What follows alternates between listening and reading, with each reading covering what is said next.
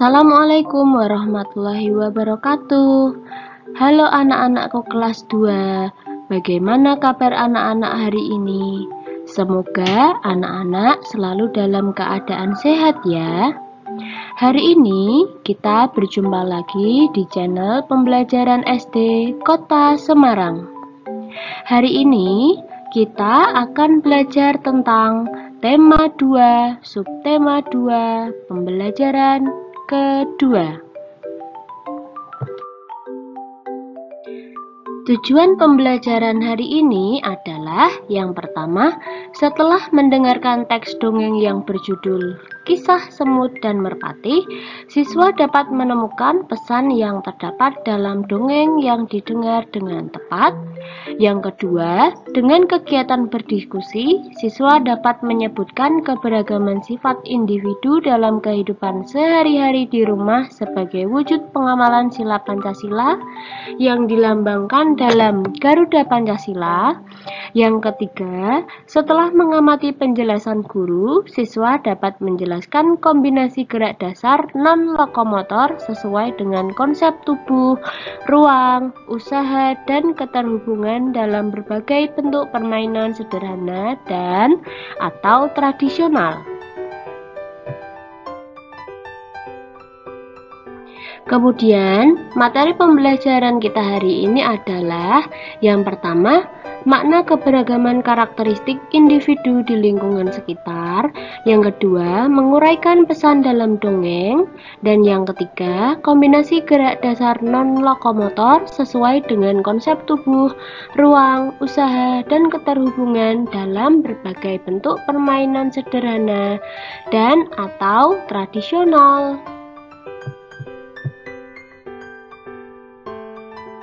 Oke anak-anak, kita masuk ke pembelajaran. Coba anak-anak mengamati gambar yang Bu Guru sudah siapkan di depan. Apa yang sedang dilakukan Udin dan teman-teman?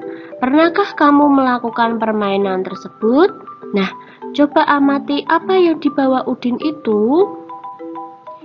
Ya, benar. Itu adalah simpai. Udin dan teman-teman sedang bermain simpai. Setelah anak-anak tahu permainan itu adalah bernama simpai, sekarang anak-anak di rumah coba lakukan permainan simpai bersama teman-temanmu. Setelah itu, anak-anak bisa berdiskusi dengan teman-teman untuk menjawab pertanyaan-pertanyaan berikut ini. Yang pertama, apa yang digunakan Penny dan teman-teman dalam bermain lingkaran simpai? Dan yang kedua, bagaimana bentuk benda-benda tersebut? Jawablah di buku tulis anak-anak masing-masing ya. Nah, anak-anak, sekarang coba perhatikan teks dari Bu Guru. Ayo kita baca bersama-sama ya. Benda padat banyak terdapat di sekitar kita. Benda padat mempunyai bentuk tetap. Ukuran benda padat juga tetap. Contoh benda padat adalah simpai. Jika dipindahkan dari meja ke lantai, bentuk dan ukuran simpai tidak akan berubah. Jika simpai dipindahkan lagi ke lemari, bentuk dan ukuran simpai juga tidak akan berubah. Adapun dipindahkan ke berbagai tempat, bentuk dan ukuran benda padat akan selalu tetap. Nah anak-anak, setelah kita membaca bersama-sama teks tentang benda padat, sekarang mari kita jawab pertanyaan-pertanyaan berikut ini ya. Yang pertama, bagaimana bentuk benda padat? Ya benar, benda padat memiliki bentuk yang tetap walaupun dipindahkan ke berbagai tempat. Kemudian nomor 2. Bagaimana ukuran benda padat? Ya, benar. Ukuran benda padat akan selalu tetap walaupun dipindahkan ke berbagai tempat. Yang ketiga, apa yang terjadi jika sebuah buku dipindahkan dari dalam tas ke dalam lemari? Ya, benar. Buku akan memiliki bentuk yang tetap, walaupun dipindahkan dari dalam tas ke lemari. Karena buku adalah benda padat. Sekarang, anak-anak, amatilah benda-benda berikut di rumahmu. Ada kursi, meja, minyak, vas bunga, televisi, air putih, piring, gelas, sendok, dan penggaris. Coba anak-anak bedakan mana benda padat dan bukan benda padat. Berilah tanda centang di dalam kolom ya. Ingat, jika benda padat, walaupun kita letakkan di mana saja, bentuknya dan ukurannya akan selalu tetap. Tapi jika bukan benda padat, diletakkan di tempat mana saja, dia bentuknya akan selalu berubah sesuai dengan bentuk wadahnya.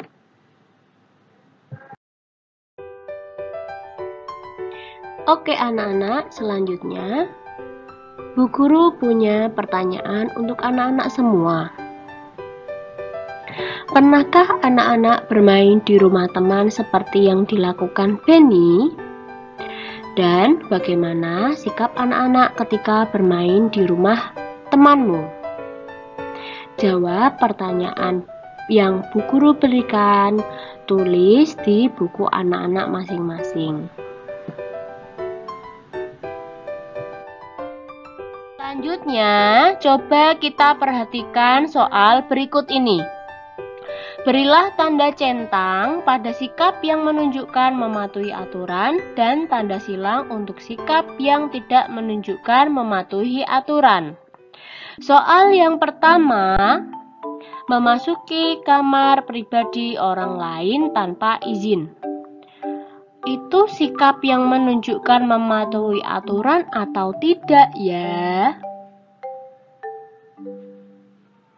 Ya, benar. Sikap itu adalah sikap yang tidak menunjukkan mematuhi aturan. Sekarang yang kedua, mengetuk pintu dan mengucapkan salam ketika datang.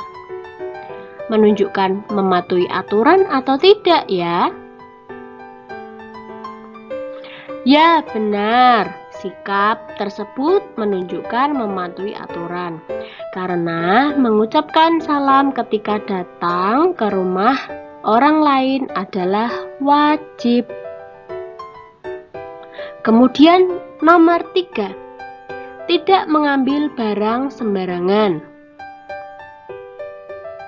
Ya, benar. Sikap tersebut menunjukkan mematuhi aturan. Nomor 4, memakan dan meminum sesuatu tanpa izin.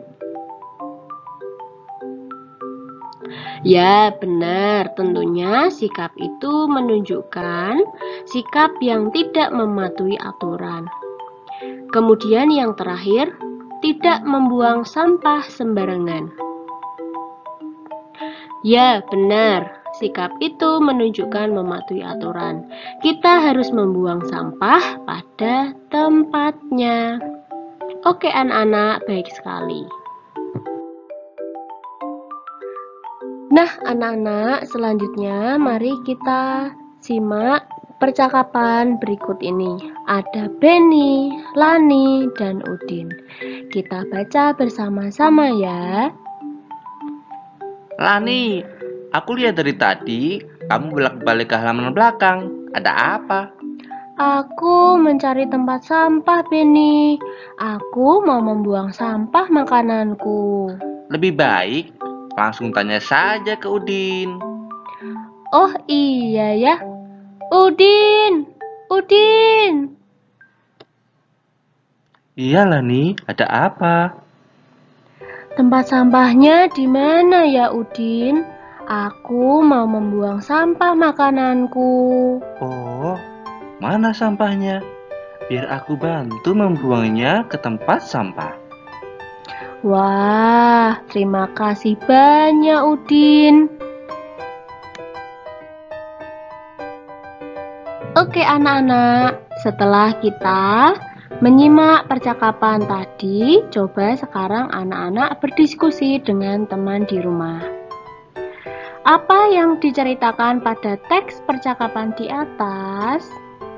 Kemudian, bagaimana menurutmu sikap Lani, Benny, dan Udin? Kemudian, apa yang patut ditiru dari sikap mereka? Coba anak-anak berpendapat di buku anak-anak masing-masing ya. Oke anak-anak, jadi kesimpulan kita hari ini adalah yang pertama, mendengarkan teks dongeng. Anak-anak dapat menceritakan kembali isi dongeng dengan bahasa sendiri secara lisan. Yang kedua, dapat menyebutkan keberagaman sifat individu dalam kehidupan sehari-hari di rumah sebagai wujud pengamalan sila Pancasila yang dilambangkan dalam Garuda Pancasila. Dan yang ketiga, mempraktikkan kombinasi gerak dasar non-lokomotor sesuai dengan konsep tubuh, ruang, usaha, dan keterhubungan dalam berbagai bentuk permainan sederhana dan atau tradisional. Wah, tidak terasa pembelajaran kita hari ini sudah selesai ya anak-anak. Sampai ketemu lagi di pembelajaran selanjutnya ya. Jangan lupa patuhi protokol kesehatan. Memakai masker, mencuci tangan dengan sabun, dan selalu jaga jarak dengan orang lain. Sampai bertemu kembali di pelajaran selanjutnya. Dadah!